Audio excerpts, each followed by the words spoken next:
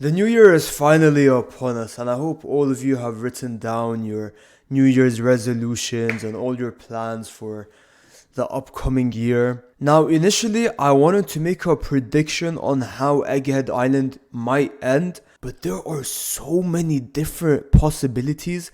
I think I'm gonna hold off a bit longer before commenting because one, Dragon could show up because we just got a panel of them trying to figure out where Kuma would be. Two, Kizaru could turn on the world government, especially after this chapter. Three, Luffy could simply defeat Saturn. Four, the Straw Hats could lose. I don't know. I actually don't know what's gonna happen. And I can't even begin to make a prediction. So let's run through this chapter and get right in. So the chapter starts off with Bonnie confronting Vegapunk, and Vegapunk said, "Now I've really done it. I broke my promise to Kuma." I'm guessing Kuma made him promise to, not tell Bonnie any of this. And Bonnie goes back to being a child. This panel looks kind of funny. And she apologizes to Vegapunk for the misunderstanding. We get a little flashback of Vegapunk updating Bonnie on the situation, and then it cuts back to current day, where Vegapunk says, "I'm sorry for everything, Bonnie.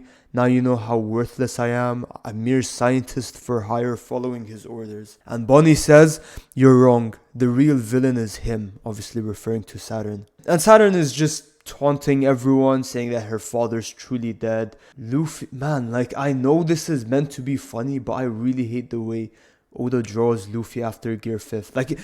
It actually makes me low-key uncomfortable. This is the main character. Why does he look like this? Anyways, obviously Luffy is asking for some food, and I can't lie, when I saw this panel, I legitimately jumped in my chair. Kizaru's laying on the ground and he's screaming for Sentomaru and Bonnie. He is no longer worried about his task, he's worried for the safety of his friends. Kuma is gonna strike back, it is a matter of time. Now initially everyone thought Kuma might turn on the world government because of the flashbacks, but now we have present day Kizaru literally screaming out for his friends. So here Dragon says, assuming there's still a trace of Kuma in there, where would his instincts take him?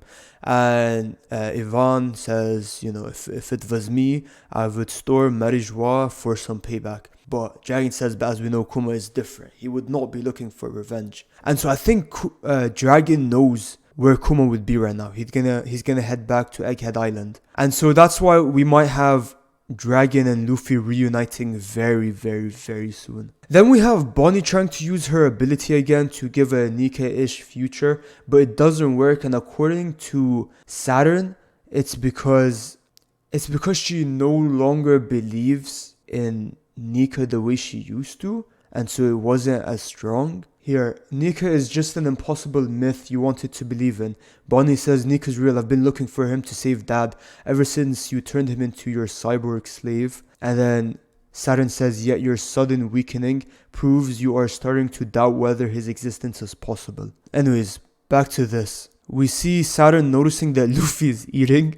This looks so weird, man. Where did that food come from? Who's responsible for this? Put him in sea-sewn cuffs immediately. Saturn does not want the smoke. Oh my god. And then we have Kizaru sitting up, but he's not attempting to move. Either Kizaru used his light speed to get him food without anyone noticing, or he can get up and he's just not gonna fight Luffy anymore. He is literally sitting upright. There's no way he's gonna fight Luffy. Kizaru is gonna turn on them. I am so sure. He's gonna not join the Straw Hats, but ally with the Straw Hats here. Then we have this moment with Bonnie that actually made me really sad. Everything, it was all you. And even Vegapunk surprised. Experiments. How dare you, Saturn? Those sapphire scales tore Kuma's family apart. They're the reason he threw his life away. Used it as a bargaining chip when you were the one responsible. Now, a lot of people might hate Saturn for this, but this is kind of a cold line. This is kind of a cold line from Saturn. Look at it from my perspective. Do you comprehend the feelings of the insects you step on? Of course not. And he's right. He is right. When there's a spider in your house, do you consider the fact that it might have a family? No, you don't. It's in your house. This is Saturn's world. I'm kidding.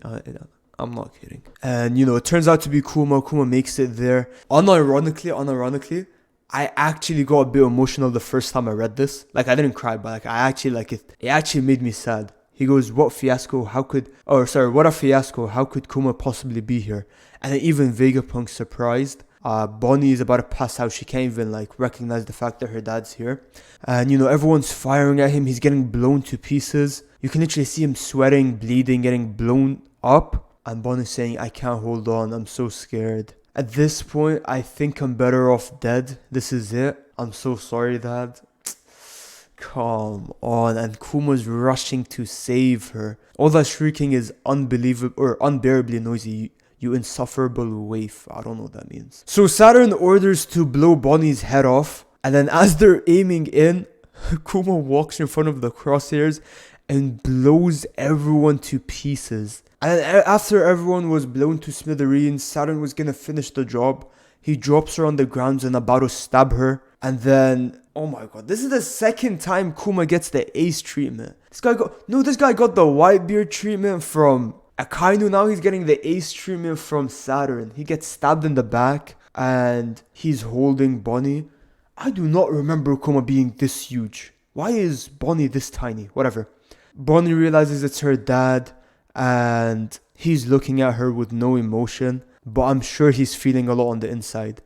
Somebody says it's Bartholomew Kuma, and Kuma takes whatever this thing is, his leg fangs, I forgot what they're called, the huge nail thingy out of his back, holds it and goes in for one of the nicest panels we've gotten for a while. I like impact panels like this where, he's going in for the punch. And Saturn looks visibly surprised that Kuma's capable of doing this. And that's how the chapter ends. Man, what a chapter. I can't lie, after all those backstory chapters, I am so glad we're back in action. Man, I cannot wait. I actually can't wait for the next chapter. Let me know what you guys think in the comments below.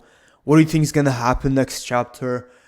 Is Kizaru gonna intervene? Is Luffy gonna intervene? Is Kuma gonna beat Saturn? Is Kuma gonna die, which is most likely what's gonna happen? I'm presuming Kuma's gonna die. This is my big assumption, that he's gonna die while fighting Saturn, and then once he's dead, Luffy's gonna be back up and he's gonna fight Saturn, potentially with Kizaru, and then at the end of the what's it called? At the end of the fight, when everything's done, Dragon's gonna show up, Monkey D. Fraud, and he's gonna be like, oh, I was too late. Of course you were. You're always too late. I hate Dragon. I love Dragon. I feel like they're gonna make him redeem himself. But for now, he's Monkey D. Fraud. Anyways, I hope you guys enjoyed this. I have a lot of goals for 2024. I hope you guys do too. But yeah, if you enjoyed the video, leave a like, subscribe, and I'll see you all in a few days. Bye bye.